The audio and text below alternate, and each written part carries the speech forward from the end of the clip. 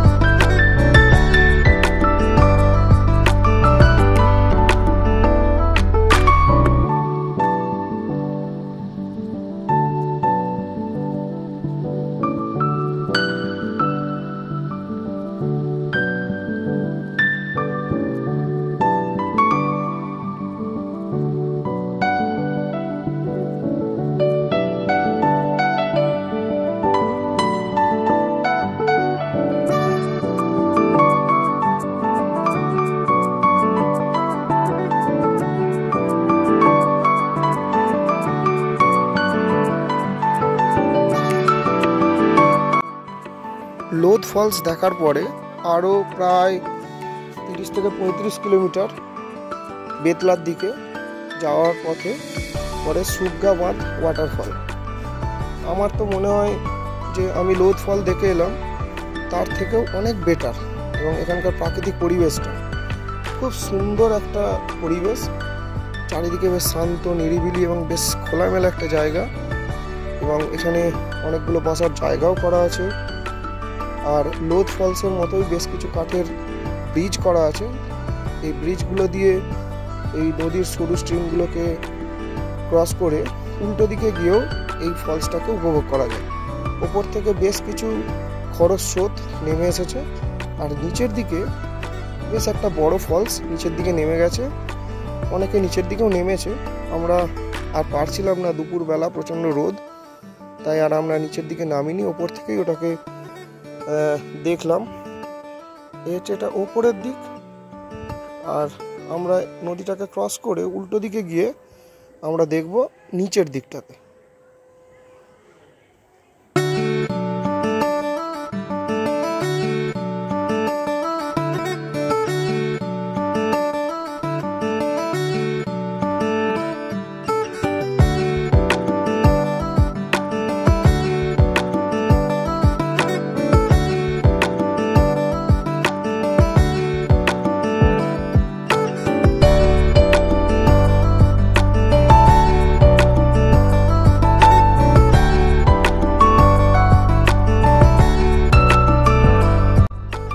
এইভাবে কাঠের ব্রিজ দিয়ে নদীটাকে ক্রস করতে হয়। এরকম দুটো কাঠের ব্রিজ আছে, দুটো কাঠের ব্রিজ দিয়ে ক্রস করার পরে আমরা উল্টো দিকে যাব, এবং উল্টো দিক থেকে ফলসটাকে দেখতে আরো সুন্দর লাগে।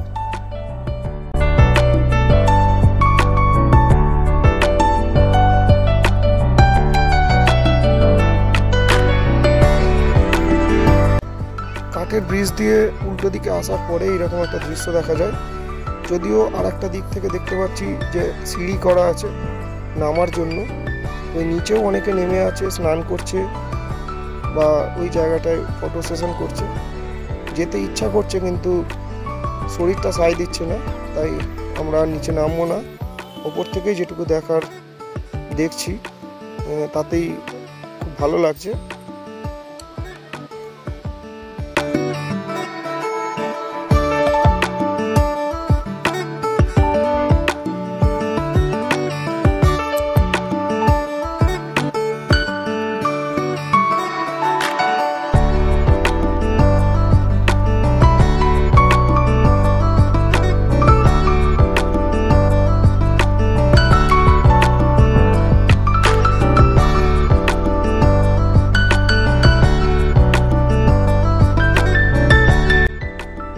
সুগ্গা বাঁধ ওয়াটারফল দেখার পরে আমাদের তৃতীয় গন্তব্য, সেটা ছিল মিরচিয়া ওয়াটারফল।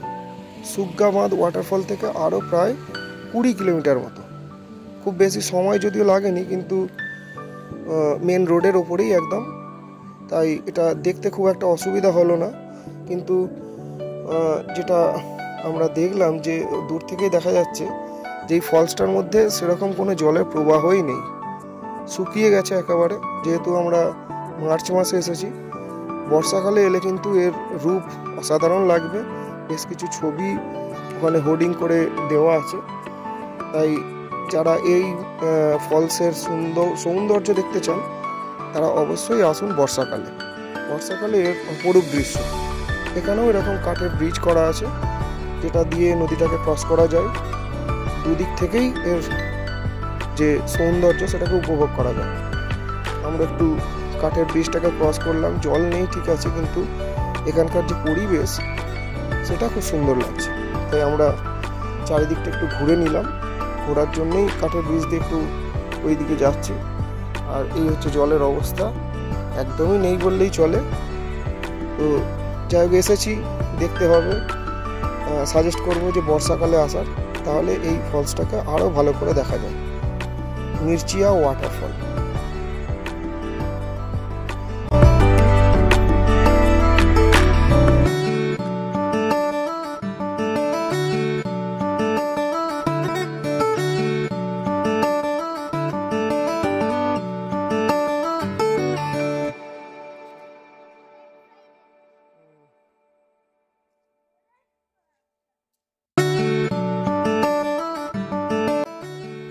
মিরচিয়া ওয়াটারফল দেখার পরে আমরা এগিয়ে গেলাম এবং এসে পৌঁছালাম যে বেতলা একদম কাছেই, ন্যাশনাল পার্কের কাছেই পালামৌ ফোর্ট। আর এই পালামৌ ফোর্ট এটা একটা ঐতিহাসিক দিক রয়েছে আর একেবারেই ভাঙাচোরা ধ্বংসাবশেষে পরিণত হয়েছে। আমরা সেই রাস্তাতেই উঠছি পালামৌ ফোর্টটা দেখার জন্য। একটু ট্রেক করতে হয়, একদম দিনের শেষে একটু কষ্টও হচ্ছে। যাই হোক, এসেছি যখন দেখবো অবশ্যই। প্রায় সন্ধে হয়ে এসেছে, মোটামুটি 5টা সাড়ে 5টা বাজে। তো আমরা এখন এই রাস্তা দিয়ে উঠছি, বেশি না 500-600 মিটার মতো ওপরে হবে। নিচ থেকে দেখা যাচ্ছে ফোর্টের প্রাচীরগুলো। তো আমরা ওই রাস্তা ধরেই এখন উঠছি ফোর্টের দিকে। যদিও খুব নির্জন নিরিবিলি, খুব একটা লোকের দেখা আমরা পাচ্ছি না এখানে। যাই হোক, আমরা এসেছি দেখতে, দেখেই তবে ফিরবো।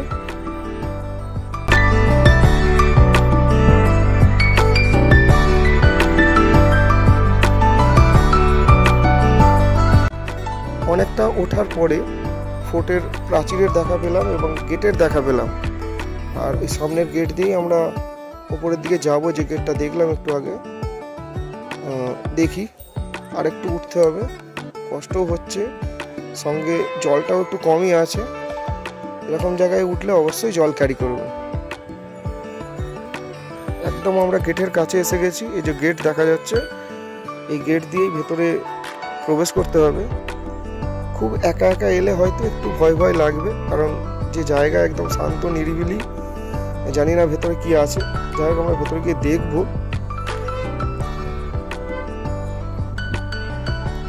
কি সুন্দর কারুকার্য, মানে ওই সময়ে ব্রিটিশ পিরিয়ডে, এই সময়ে যে এই ধরনের একটা ফোর্ট তৈরি করা যায় এইভাবে, কোনো ইঞ্জিনিয়ারিং প্ল্যান বা মানে সেই ধরনের যে সিমেন্ট বালি রড এইগুলো ছাড়া, এটা কিন্তু খুব সুন্দর।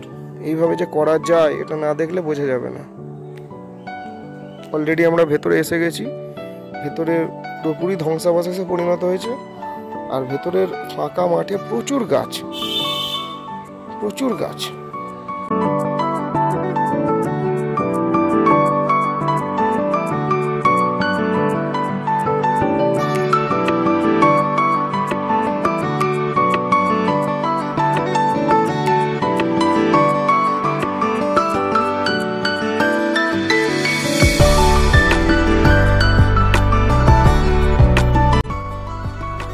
ফোর্টের এই সরু সিঁড়িটা দিয়ে আমরা একটু ওপরের দিকে উঠবো।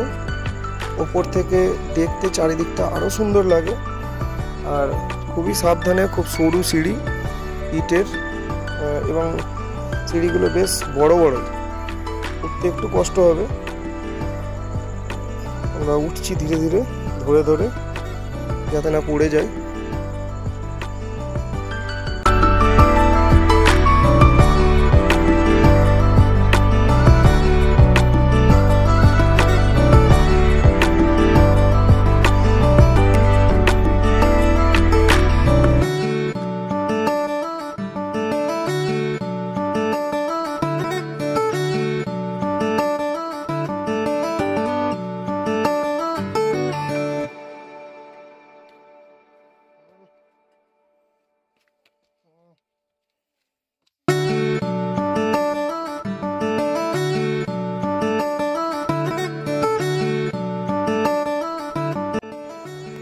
ওয়াও, ওঠার পরে আমরা চারিদিকে যা দেখছি অসাধারণ লাগছে। এখানে বসে অনেকক্ষণ সময় কাটানো যায়। আর এই যে গম্বুজটা আছে, এই গম্বুজের ভেতরটা এইরকম। আর এই যে চারিদিকে এখান দিয়ে একটা নদী বয়ে গেছে। আর এই ভাঙা অংশগুলো প্রাচীরের সব দিকে ভেঙে গেছে। খানিকটা যাওয়া যাবে অবশ্য, কিন্তু সামনেই দেখতে পাচ্ছি পুরো ভেঙে রয়েছে। তাই বেশি দূর এগোনোটা হয়তো ঠিক হবে না, যদি আবার ভেঙে পড়ে। হয়তো সেরকম অবস্থায় নেই, তবুও বলা যায় না, পুরানো জিনিস ভাঙতেই পারে। এই জায়গাটা থেকে দেখে নেওয়াটাই ভালো। খুব সুন্দর কারুকার্য এবং অসাধারণ পালামৌ ফোর্ট। যারা বেতলা আসবেন কোনো মতেই পালামৌ ফোর্ট মিস করবেন না। খুব সুন্দর একটা জায়গা, দেখার অসাধারণ জায়গা।